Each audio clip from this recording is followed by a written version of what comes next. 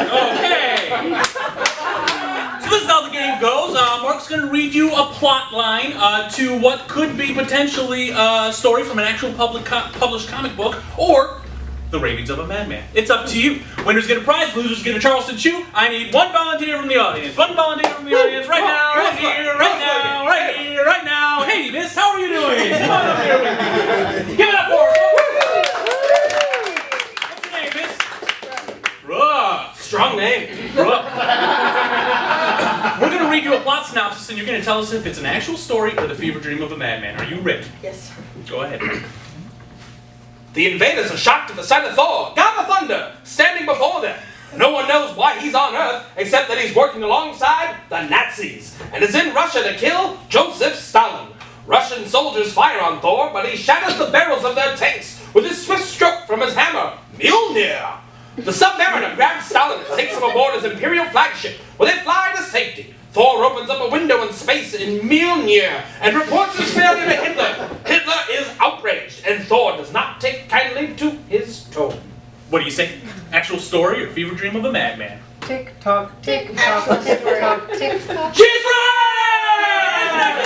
Ladies and gentlemen, that is for Invaders Volume 1, Issue 33, 1978! What does she win, Mark? She wins this silly novelty road sign that says lose the tube.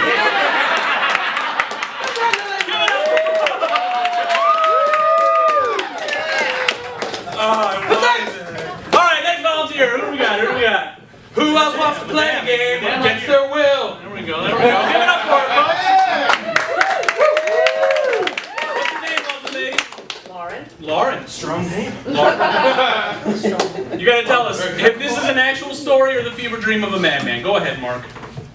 Joe Coyne is a man of modest beginnings, but when he's fired from his job for pinching pennies in the office, he begins a career in crime. He fumbles his first heist by robbing a register stuffed with pennies. He embraces the symbol of his failure and carves out a corner of the underworld by specializing in penny-themed crimes. He sets up an elaborate scheme to have a group of hitmen kill the Batman.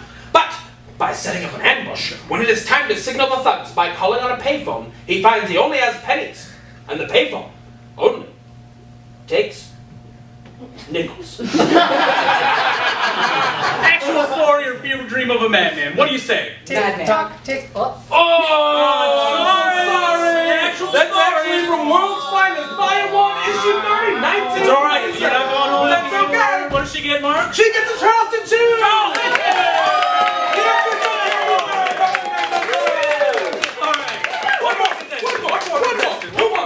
One more contestant. He has a better thumb. Yeah. Let's go.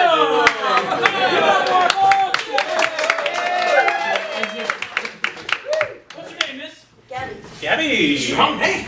Gabby, is this an actual story or the fever dream of a madman? Go ahead, Mark. Spider-Man is in over his head again. While out on patrol, our favorite wall crawler comes across a robbery in the Natural History Museum. Swinging into action, he stops the break-in, but is shocked to find none other than an old high school bully, Flash Thompson, leading the game. While lecturing the criminals about the need to change their ways, Flash breaks free of his web constraints and attacks Spidey with a crystal skull from a nearby exhibit.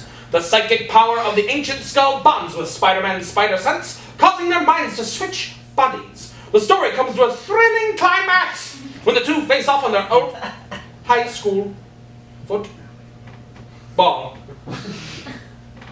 field. Or fever dream of a madman. Tick tock, tick tock, tick tock. I'm thinking fever dream of a madman. She's right! What's your win, Mark? You get this copy of Louisa May Alcott's classic Little Women! Louisa May Alcott gets a over a couple guys in line! That was that cool story, fever dream of a madman, folks. We hope you liked it. Woo!